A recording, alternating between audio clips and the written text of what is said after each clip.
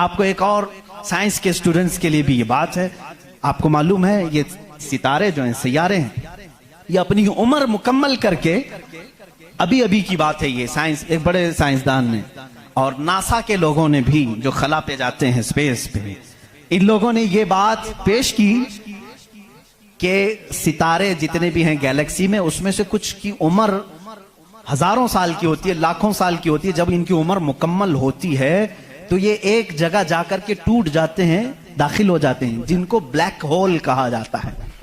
Black hole क्या है? साइंसदान कहते हैं उसकी तहकीक अभी तक नहीं हो सकी। एक बहुत बड़ा सुराख है, बहुत बड़ा सुराख, जिसमें ये सितारे जाकर के खत्म हो जाते हैं, इनकी जिंदगी यहां खत्म होती है। कहीं ये बातें आपको सूखी तो नहीं लग रही? आज बहुत ही ज्यादा साइंस बोल रहे हैं। जरूरत इसलिए है मेरे अजीजों, मैं अपने दीन को उन लोगों के सामने रखना चाहता हूं जो सिर्फ साइंस को अपना खुदा समझते हैं। आओ कुरान पढ़ो, कुरान इसकी बुनियादें तुम्हें देगा साइंस की। ब्लैक होल क्या है साइंसदान नहीं बता सके, जबकि इनके पास अब बड़े बड़ी मशीनें हैं। ये जो नासा के लोग खला में जाते हैं, एक एक साल तक के लिए चले जाते हैं, कई महीनों के लिए चले जाते हैं और तहकीकात करके ला रहे हैं। चांद पर इन्होंने कैमरे लगाया और वहां की तस्वीरें ये भेजने की बात कर रहे हैं, लेकिन फिर भी ब्लैक होल मालूम नहीं। मैं उस मोहम्मदुर रसूलुल्लाह सल्लल्लाहु अलैहि वसल्लम की बात कर रहा हूं, जो किसी भी साइंसदान का शागिर्द नहीं, जो किसी उस्ताद के पास बैठा नहीं। उस रसूल पाक की जुबान से कुरान की आयत निकली, सूरह वाक़िया की। अल्लाह फरमाता ला उक़सिमु बिमवाक़िअन नुजूम इन्नहु लक़समुन लौ तअलमून अज़ीम। अल्लाह फरमाता कसम है उस जगह की जहां जाके सितारे टूट जाते हैं, बेशक अल्लाह रब्बुल इज्जत की इसमें बड़ी शान है, अगर तुम समझ सको। एस्ट्रोनॉमी को कुरान बता रहा है कि ब्लैक होल हैं, मवाक़िउन नुजूम उनको कहा गया है, जहां सितारे जाकर फना होते हैं। अजीज़ान गिरामी, ये तकलीफ सिर्फ हमारी है कि हमने कुरान अजीम को उस लेवल के एतबार से पढ़ा नहीं है। साइंस के लिए जो लोग MBBS कर रहे होंगे या फिर इंजीनियर बन रहे होंगे, उनसे भी मैं ये दावत देता हूं कि कुरान को भी कभी इस एंगल से पढ़ करके देखो, इसकी निशानियां इतनी अजीम है। मैं समझता हूं कि तुम्हें फिर कहीं इधर उधर मुंह मारने की जरूरत नहीं, मारिफत खुदाबंदी इसी से हासिल हो जाएगी। गौर व फिक्र करो, तुम्हें इसी से अल्लाह रब्बुल इज्जत की मारिफत हासिल हो जाएगी। कोई तो है खालिक। मैं साइंसदानों से भी कहता हूं, आपको एक बात ये भी मैं बता दूं, अभी 18वीं सदी की बात है। 18वीं सदी में अमेरिका का सफर करने वाले एक साइंसदान ने एक नई चीज का इंकिशाफ किया। अटलांटिक ओशियन में या समंदर के एक हिस्से में एक ऐसी जगह है जो बिल्कुल ही डार्क है, डार्क स्पेस उसको कहते हैं, यानी वहां रोशनी बिल्कुल नहीं, सूरज की एक किरण भी वहां नहीं आती, इतना वहां पर, इतनी वहां तारीकी है। ये कब? 18वीं सदी में, यानी आज से 200 साल पहले की बात है। उसने इंकिशाफ किया, दुनिया को बताया, मैंने एक ऐसी जगह देखी, बहुत ही डार्क है, बहुत अंधेरा है। वो जब वापस आया तो उलमाए रब्बानीयीन ने सूरह नूर की कुरानी आयतें पढ़ी। अल्लाह फरमाता है कि इज़ा अखरज यदहु लम यकद यराह व मन लम यजअलिल्लाहु लहू नूरन फमा लहू मिन नूर। अल्लाह फरमाता है हमने कायनात में एक ऐसी जगह रखी है कि उस पे अंधेरियों पर अंधेरियां हैं, अगर तुम हाथ भी निकालोगे तो हाथ भी नजर नहीं आएगा, हाथ भी नजर नहीं आएगा। ये कहां का? ये इल्मुल बहर जिसको कहते हैं, समंदरों का इल्म रखने वाला, जो पूरी जिंदगी समंदरों की खोज में लगा दिया, वो ला करके बताया। उसने सोचा मैं बहुत बड़ा तीर मारा हूं, लेकिन जब बताया कुरान पढ़ने वालों ने कि ये तो कुरान में है, अल्लाह फरमा रहा है एक डार्क स्पेस है कायनात में जहां तुम हाथ भी निकालोगे तो नहीं नजर आएगा, इतना डार्क है। वो सटपटा गया, परेशान हुआ, मैं इसकी तहकीक करूंगा। ये कुरान में आई कैसे बात? सबसे पहला दुनिया का मैं इंकिशाफ करने वाला हूं, मैं इसको सबको बताने वाला पहला फर्स्ट आदमी मैं हूं। ये पहले से कहां से आ गई कुरान? फिर वही दो बातें मैं बताता हूं मेरे अजीजों, उसको भी यही झटका लगा कि ये कुरान उस जमाने में नाजिल हुआ जब साइंस का वजूद नहीं था, और उस पर नाजिल हुआ जिसको दुनिया में किसी ने सिखाया नहीं था। बाद में फिर उसने ये सोचा शायद हो सकता है प्रॉफेट मोहम्मद सल्लल्लाहु अलैहि वसल्लम समंदरों का सफर बहुत करते होंगे, उनके समंदरों के सफर में शायद कभी ये जगह आ गई होगी, इसलिए उन्होंने अपने मन से कुरान में ये लिख दिया होगा। उसने ये नतीजा निकाला, लेकिन दूसरे ही दिन उसे फिर बड़ा झटका ये लगा कि जब सीरत मुस्तफ़ा पढ़ा उसने, अल्लाह अकबर, हुजूर की 63 साला जिंदगी में आपने एक मर्तबा भी समंदर का सफर किया ही नहीं।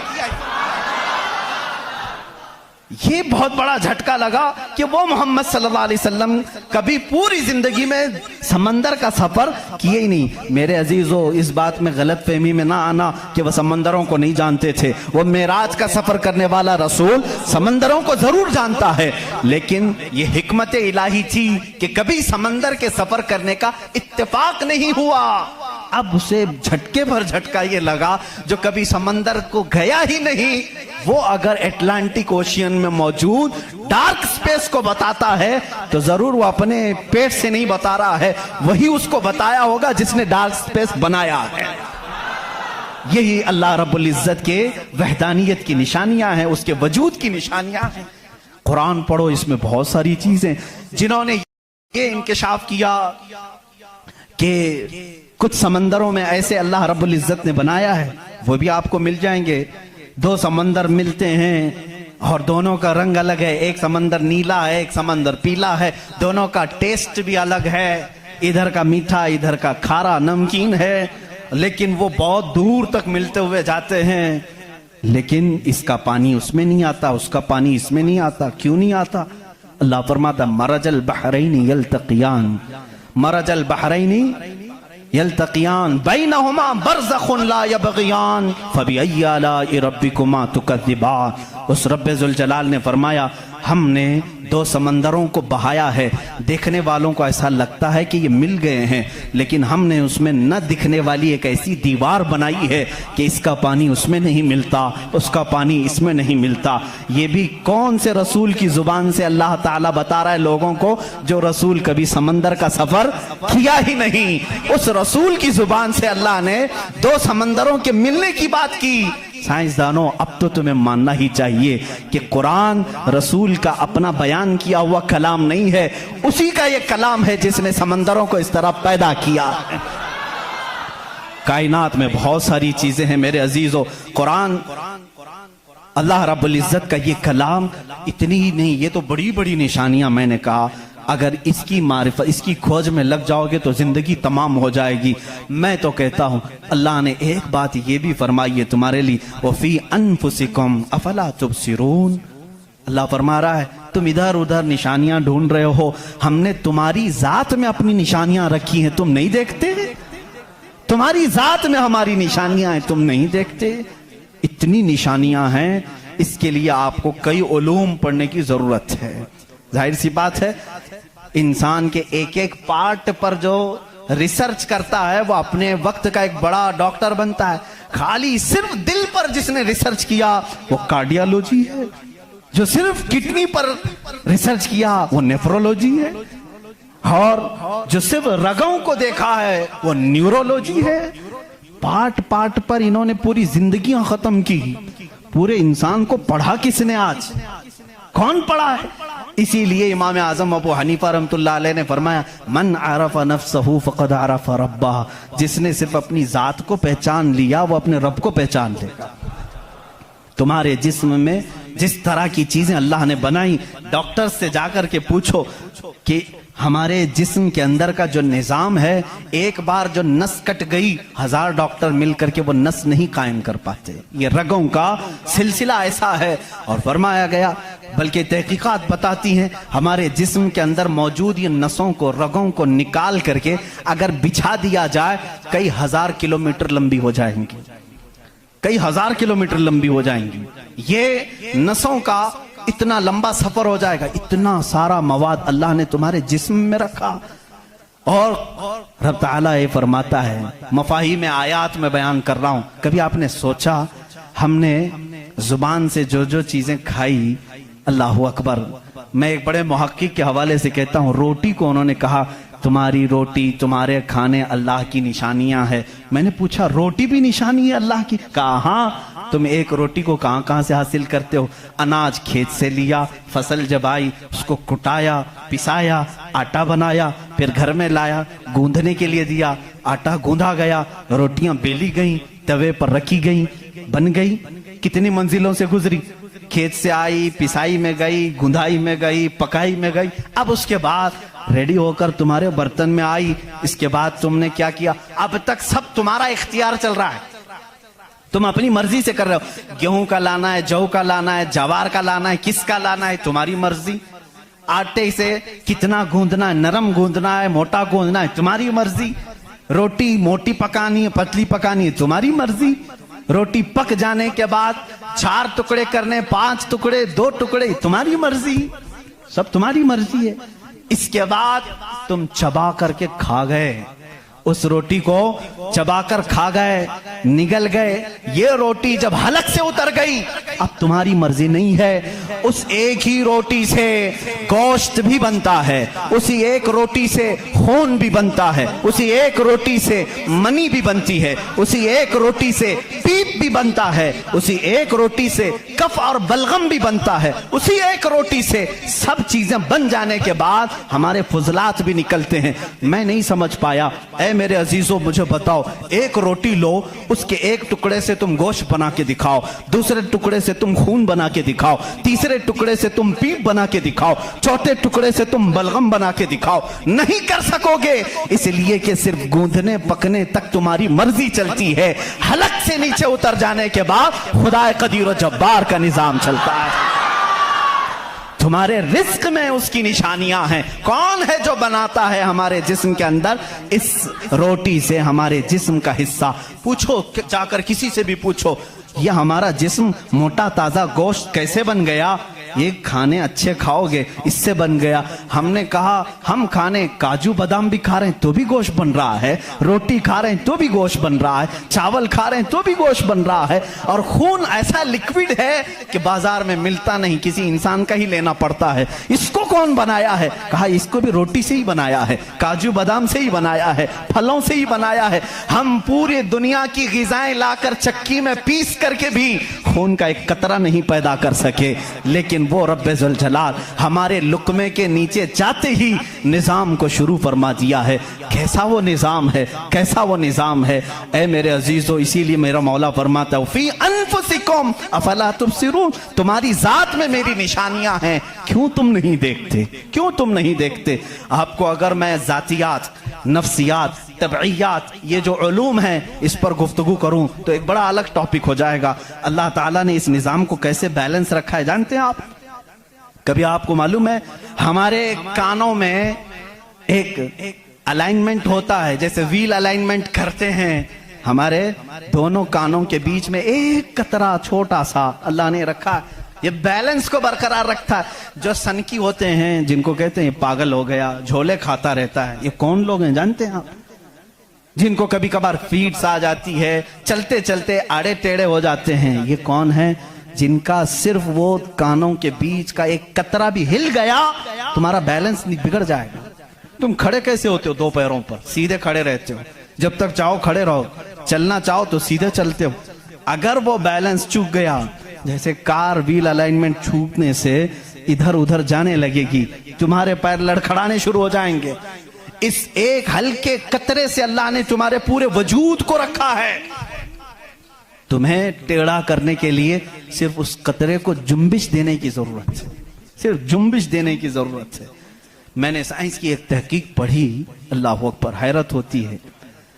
उन्होंने ये तहकीक करके बताया, ये जो तुम्हारी पलकें झपकती हैं, खुलती भी हैं, झपकती भी हैं, जानते हैं आप ये कितनी हल्की हैं और किसी को एहसास भी नहीं होता कब झपकी कब खुली, किसी को एहसास नहीं होता।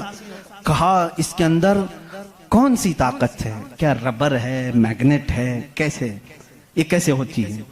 इसको एक साइंसदान ने कहा कि अगर किसी की पलक झपकना छूट जाए, नहीं झपक सकती, तो उसको बिल्डोजर से खींच के भी बंद नहीं कर सकोगे, इतनी ताकत लगा करके भी उसे बंद नहीं कर सकोगे। ऐसा फ्लेक्सिबल है, ऐसा रबर है। और अगर बंद हो गई तो खोल भी नहीं सकोगे, पूरी ताकत लगा के टूट के फट जाएगा ये पलक, खुलेगी नहीं, नहीं खुलेगी। झपक गई तो वही रह गई, खुली तो बंद नहीं होगी। पूरी दूसरी कोई भी अल्टरनेट ताकत से अगर तुम चाहो इसको बंद करना या खोलना नहीं कर सकोगे। उन्होंने कहा बस हमारे इन पलकों में अल्लाह ताला ने एक हल्का सा रबर रखा है जो फ्लेक्सिबल है और बगैर तुम्हारे चाहे भी ये हिलती है, बंद होती है। और कहा कि अगर इन पलकों में ये झपकने और खुलने का मादा ये खत्म हो जाए, ये रबर, ये फ्लेक्सिबिलिटी खत्म हो जाए, तो वो इंसान पागल हो सकता है, बल्कि आंख न बंद होने की वजह से वो मर भी सकता है। वफी अनफुसिकुम अफला तुबसिरून। हम इन तमाम नेमतों को समझ नहीं पाते, बल्कि दिन में हजारों बार झपकते हैं, खोलते हैं, एहसास नहीं है इस नेमत का। अगर ये बंद होना खत्म हो जाए या बंद हो गई, खुल ना सके, तो क्या कर ले जाओगे? कुछ नहीं कर सकोगे। बल्कि मेरे अजीजों, तुम्हारे जिस्म पर मौजूद ये रोंगटे, ये बाल भी अल्लाह की अलामत हैं, निशानियां हैं। जानते हो बाल सब एक ही तरह के हैं, लेकिन अभी 2 ही दिन कबल मैं पढ़ रहा था, जहन क्या है जाता नहीं इन चीजों की तरफ, क्योंकि मामूल पे चल रहे होते हैं। एक साहब ने मुझसे सवाल किया कि हजरत बाल जो है हमारी आंखों पे भी हैं, पलकों में, और ऊपर भवों पे आईब्रो भी हैं, और बाल सर पे भी हैं और दीगर जगहों पर हैं। सर के बाल और दीगर जगहों के बाल बढ़ते हैं, ये बाल बढ़ते क्यों नहीं? बाल सेम है, बाल सेम है, ये बढ़ते नहीं, और ये बढ़ते ही रहते हैं, इनको जितना काटो बढ़ते ही रहते हैं। ऐसा क्या है? अल्लाह अकबर। उस दिन मुझे हैरत हुई, मैंने कभी इस चीज पर तवज्जो नहीं की, कभी नहीं सोचा। हो सकता है आपका जहन न गया हो। पढ़ने पर एक मुहक्किक ने यह भी लिखा है, देखने में ये सारे बाल एक तरह से हैं, इन बालों में सारी चीजें एक ही तरह की हैं, देखने में ये काले हैं तो वो भी काले हैं, कुव्वत भी इनकी सेम है, लेकिन अल्लाह रब्बुल इज्जत ने उन बालों में बढ़ने का खून रखा है, इन बालों में बढ़ने वाला खून आता तक नहीं है, आता तक नहीं। अजीजा ने गिरामी, उसकी ये निशानियां हैं बहुत सारी, इसकी तहकीकात फिर किसी मौके पर मैं अर्ज करूं। और पेट के अंदर मौजूद चीजें जो अपना निजाम खुद ब खुद चला रही हैं, नहीं चला सकोगे, नहीं चला सकोगे।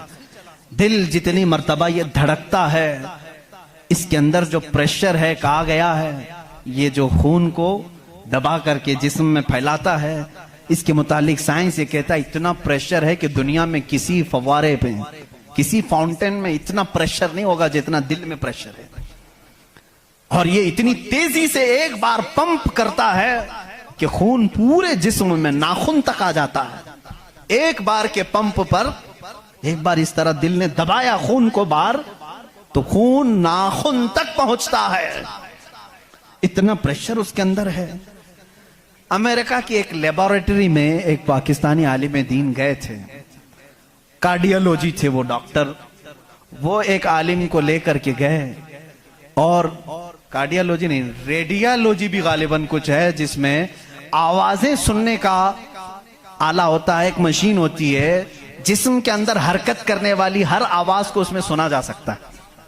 पलक आप झपकते हैं, आप सांस लेते हैं, तो इसकी आवाज कैसी होती है। तो उन्होंने कहा आज चलिए लेबोरेटरी में मैं आपको बताता हूं कि दिल की आवाज, हम तो यहां हाथ रखते हैं तो धक धक धक की आवाज आती है।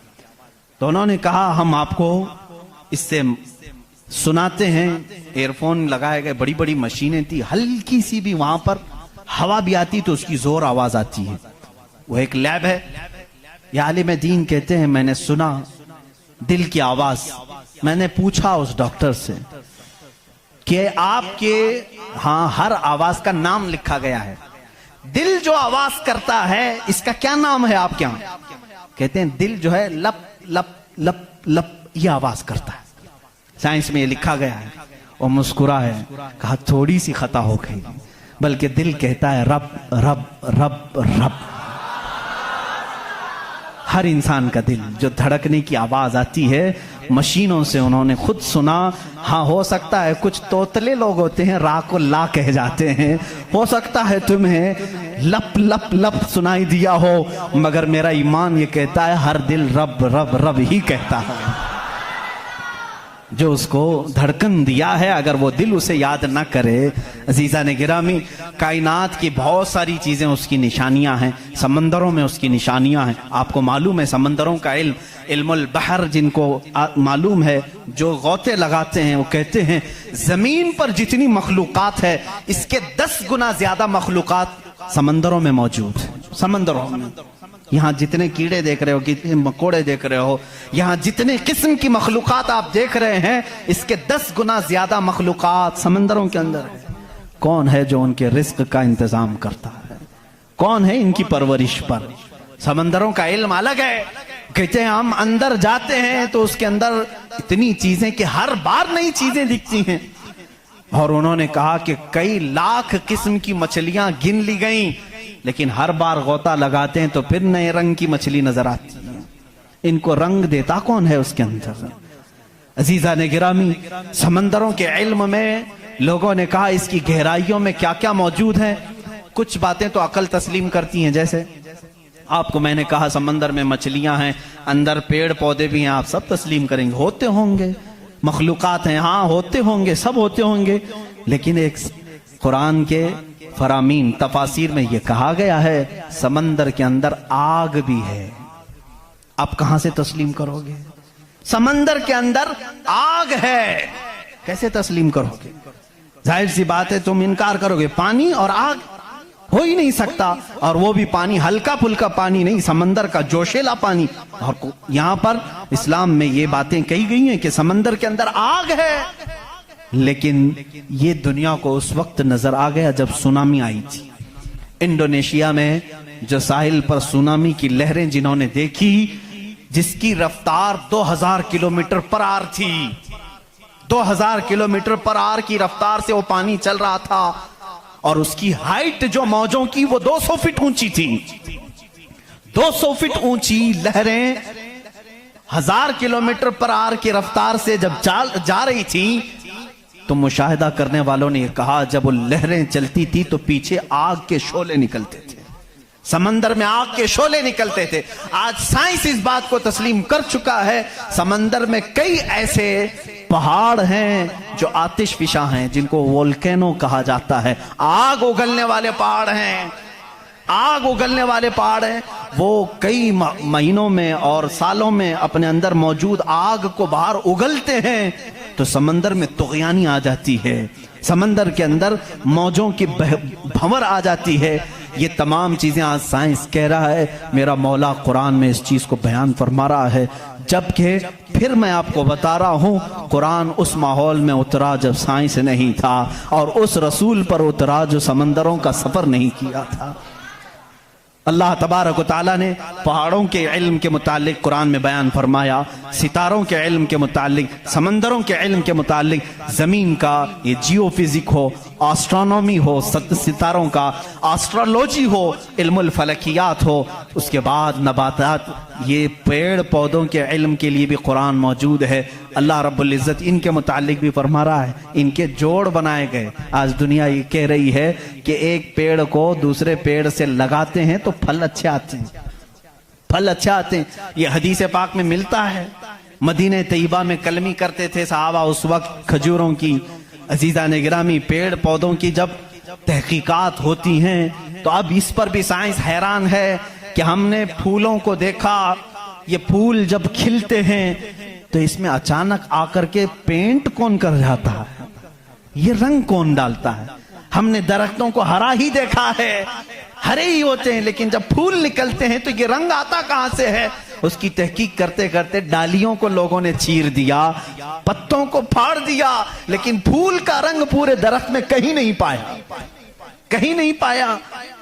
इन पौधों को और इन फूलों को कौन रंग देता है। बल्कि हद तो यह है मेरे अजीजों, उसकी सबसे बड़ी चीज ये निशानियों में से ये भी है कि पेड़ पौधों को तुम लहलहाते हुए आज देखते हो, इनकी पैदाइश पर क्या तुमने गौर व फिक्र नहीं किया? ये कैसे पैदा होते हैं, कैसे निकलते हैं?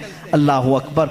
इनको तुमने जमीन के अंदर बो दिया था, मिट्टी डाल दी थी और उस पर पानी डालकर बराबर कर दिया था, लेवल कर दिया था, और अचानक दूसरे दिन तीसरे दिन जाकर देखते हो वो जमीन का सीना चीर कर बाहर आया हुआ है। इतना ही नहीं, वो छोटा सा कोंपल निकला हुआ पौधा बाहर आता है। अब वो कितनी चीजों को फेस करता है, हवाओं का भी मुकाबला कर रहा है, तूफान भी आ रहे हैं, लेकिन वो पौधा वहीं लगा ही लगा है। छोटे पौधे को बड़ी से बड़े तूफान हिला के नहीं कर सके। कौन है वो हल्के पौधे की हिफाजत कर रहा है? बड़ी बड़ी हवाओं से, वो बड़ी बड़ी ताकतों को उड़ा ले जाने वाली हवाएं आती हैं, लेकिन हल्के पौधे की हिफाजत हो रही होती है। वो फसलें लाने तक कौन है उनकी हिफाजत करता है? कुरान में 20वें पारे की शुरू की आयतें पढ़ोगे आपका यकीन ताज़ा हो जाएगा। अम्मन खलक़स समावाति वल अर्द व अंज़ल लकुम मिनस समाई माअ फ़अंबतना बिही हदाइक़ ज़ात बहजा मा लकुम अन तुंबितू शजरहा अ इलाहुम मअल्लाह। क्या अल्लाह के सिवा कोई है? अल्लाह फरमाता, कौन है जिसने जमीन को तुम्हारे लिए करार बनाया? कौन है जो जमीन को फाड़ करके उसमें नहरें बनाया? कौन है जो तुम्हारे लिए आसमानों को छत बनाया? कौन है जो इसमें से तुम्हें रंग बिरंगे पौधे निकालता है? क्या अल्लाह के सिवा कोई है? अ इलाहुम मअल्लाह। इस तरह की 5 आयतें जिसमें सवाल है, अ इलाहुम मअल्लाह, क्या अल्लाह के सिवा कोई है? अब मेरे अजीजों, मैंने आसमानों की बात की, जमीनों की बात की, गैलेक्सी की बात की, पेड़ पौधों की बात की, समंदरों की बात की, बल्कि मैंने तुम्हारे जात की भी बात की। तुम्हारे जिस्म में मौजूद हर अज़ु, हर पार्ट अल्लाह की निशानी है, अल्लाह की निशानी है। तुम में से कोई भी एक अज़ु दूसरा डुप्लीकेट बना नहीं सकता। बनेगा तो साफ नजर भी आएगा। आंख चाहे तो बकरे की लगा लो, लेकिन दिखाई कुछ भी नहीं देगा। इस आंख के अंदर जो चीज मौजूद है वो दूसरा इसकी कॉपी कर नहीं सकता। रोबोट तो बहुत बना लिए, लेकिन जीने वाला, फीलिंग रखने वाला इंसान दूसरा तख्लीक नहीं किया जा सका। बल्कि वो कुरान में अल्लाह चैलेंज कर रहा है, तुम तो इंसानों के अभी ये कह रहे हैं कि जनीन बनाए जा रहे हैं, यानी हम डुप्लीकेट इंसान बनाने की कोशिश कर रहे हैं। यहूदी इस पर रिसर्च कर रहे हैं, लेकिन मौला तो फरमा रहा है कि ये एक मक्खी भी बना नहीं सकेंगे। 17वें पारे का आखिरी सफा है जिसमें रब तबारक व तआला फरमाता है कि लन यखलुकू दुबाबन वला विज्तमऊ लह, ये सारे के सारे मिलकर के एक मक्खी नहीं बना सकेंगे। दअफ़त तालिबु वल मतलूब, ये कितने ही कमजोर किस्म के लोग हैं जो दूसरी तख्लीक की बात कर रहे हैं। इसीलिए मेरे अजीज हो, जब कोई बना नहीं सकता, इसीलिए इस्लाम ने कहा अपने हाथों से भी कोई जिस्म न बनाओ, इसलिए कि तुम खुदा बनने की कोशिश कर रहे हो। बनाना किसी के जिस्म को सिर्फ काम है, अल्लाह का काम है। अपने हाथों से कोई चीज तामीर, यानी शक्ल और सूरत वाली कोई भी चीज ना बनाओ जो अल्लाह की तख्लीक है। ऐसी चीजें जिसमें जान है, जो चलती फिरती हैं, इन चीजों को बनाने के लिए मना इस्लाम ने इसीलिए किया कि तुम कुदरत की तशबीह चाहते हो, अल्लाह रब्बुल इज्जत की बराबरी करना चाहते हो, तुमसे ये मुमकिन भी नहीं हो सकेगा। देखते हो आज हमारे यहाँ नाटक है, हमारे यहाँ लोगों का अंधविश्वास हम देख रहे हैं। बेवकूफ़ी की हद हो गई, हद हो गई आज भी कि लोग अपने हाथों से जिसको बनाए। मैं आपको बनाऊं, खुदा कौन है, तुम्हारा यकीन क्या होना चाहिए और दुनिया क्या चाहती है, मैं सबको खुलेआम मैसेज दे रहा हूं, सबके लिए।